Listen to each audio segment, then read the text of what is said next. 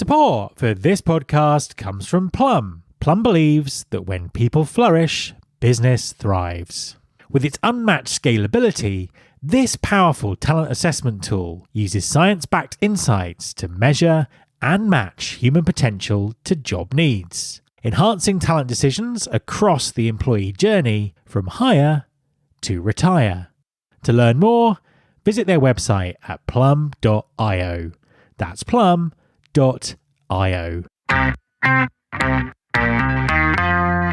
There's been more of scientific discovery, more of technical advancement and material progress in your lifetime and mine than in all the ages of history. Hi there, this is Matt Alder. Welcome to the January Roundup episode of the Recruiting Future podcast. If you've not listened to Roundup before, it's a short review of the episodes that I've published in the last month to make sure that you don't miss out on the valuable insights my guests are sharing. A huge thank you to plum.io for their support of these Roundup episodes. Please go and take a look at their website and all of the fantastic work that they're doing. So, January is now done, and 2024 is very much up and running. And it really does feel like we're on the cusp of some massive changes in talent acquisition. The hysterical hype around AI seems to be transforming into more pragmatic discussions about implementation and implications, and the industry conversations about skills-based thinking are getting ever more louder. This is going to be a very interesting year. January's guests were a fascinating cross-section of practitioners and thought leaders, all with different perspectives on the changes ahead. I think all 6 interviews really help set the tone for the next 12 months on Recruiting Future. If AI and skills-based hiring are the main catalysts for change, it's important to take a step back and understand the forces driving this potential TA revolution. And this is exactly what I did with my guest on episode 584, Jason Serrato, VP of Market Strategy at Eightfold. Work is changing fast, skills have an ever-shortening shelf life, and talent is still in short supply in many markets. Companies need to think differently about talent to grow and deliver value, and this is the driving force that will use skills-based thinking and AI to re-engineer the corporate talent function. So, what are the practicalities around this? And what kind of mindset does TA need to adopt to help drive rather than resist the change? Jason has been a director of talent acquisition and an industry analyst. And in our conversation, he drew on all of his experience to explain why he believes talent-centered design is a critical foundation to the future of talent acquisition. We also discussed the concept of building around talent rather than around jobs, the redefinition of talent management, and the future role of recruiters. I also asked him how much of this change was likely to happen during 2024. As I've said before, automation is inevitable in talent acquisition. Automation can bring essential efficiencies and a vastly improved and personalised experience for everyone when it's done correctly. The question shouldn't be, do we automate? Instead, TA and HR leaders need to ask what we automate and how we do it. My guest on episode 585 was Bridget McInnes-Day, CPO at UiPath. UiPath has been at the vanguard of robotic process automation for several years, helping companies automate systems and processes across different parts of the enterprise. Bridget has deep expertise in automation and HR tech, and she highlighted some critical areas that TA leaders should be paying attention to. The first is using an enterprise automation platform to bring data, processes, and quality of experience together across the entire organisation. There's an assumption that TA tools will drive recruiting automation, and it's essential to understand that integrated company-wide automation strategies may actually dictate the pace of change. Bridget also highlighted some excellent use cases, including how UiPath has automated onboarding to offer a quicker and more personalised experience.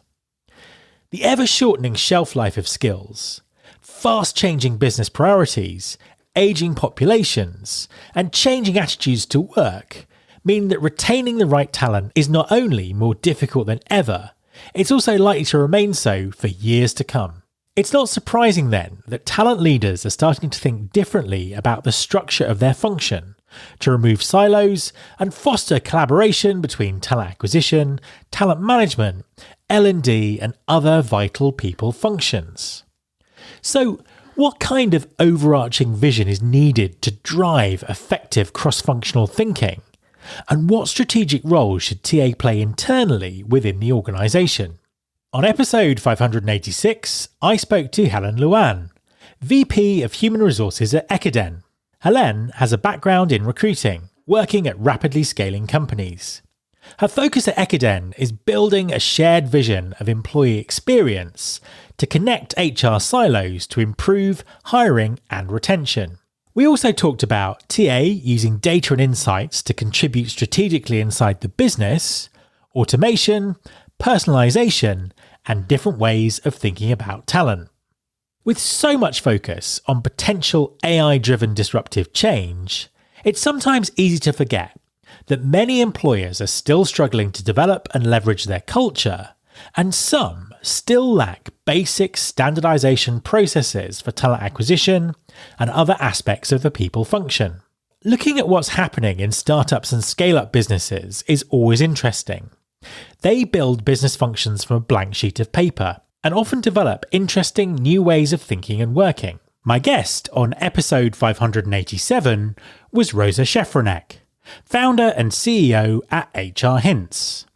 HR Hints acts as an external HR team to over 100 scaling companies. And Rosa has used this experience to develop the Culture Ivy method of building organisational cultures and processes.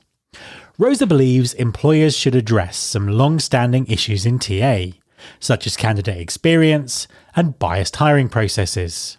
She also has a counterpoint view on the current efficacy of AI in hiring.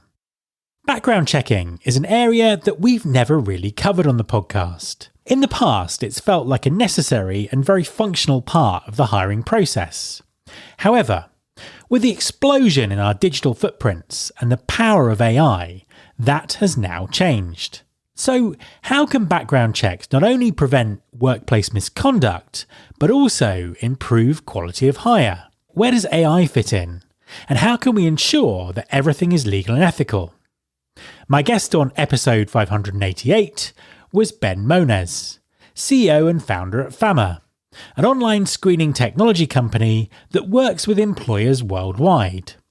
If you haven't looked at what's happening in background screening for a while, this conversation with Ben will help you get up to date with what's possible. We talked about the evolution of background screening, the role that AI can play in unlocking the signal from the noise in the Cambrian explosion of digital information that we've seen in the last decade, but also the importance of applying human expertise and judgment. As the debates about the future of talent acquisition rumble on, it's important not to lose focus on the critical value effective hiring brings to the organisation. Talent remains a key differentiator that drives competitive advantage for a company, and this will be even more true in the future. On episode 589, I spoke to Simon Taylor, Head of Organisational Effectiveness at Gap, who's authored a forthcoming book called Build Smart, a blueprint for building a high-performing organisation.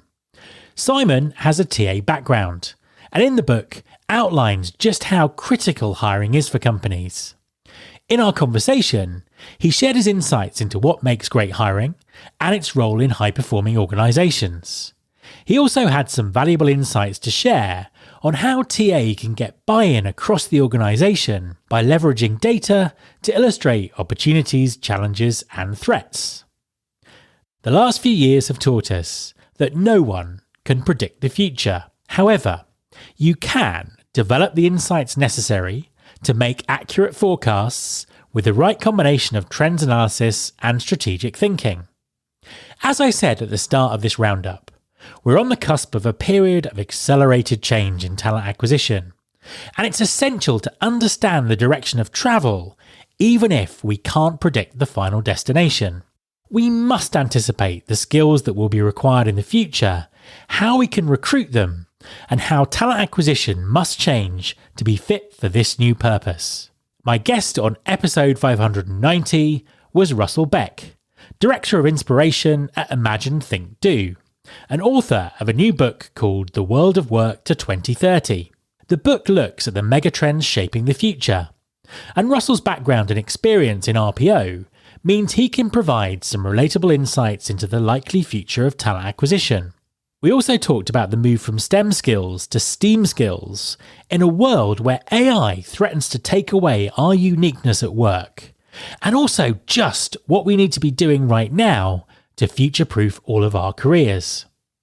So onwards into February, where interview topics are going to include internal mobility, TA's role in strategic workforce planning, and strategies for TA leaders to prove their function's strategic value to their businesses. So don't miss out. Subscribe to the show wherever you get your podcasts.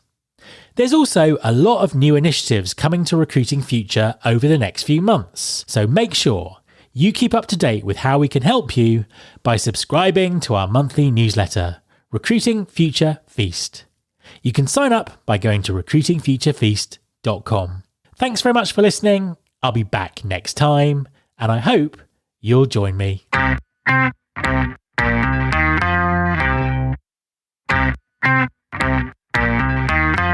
This is my show.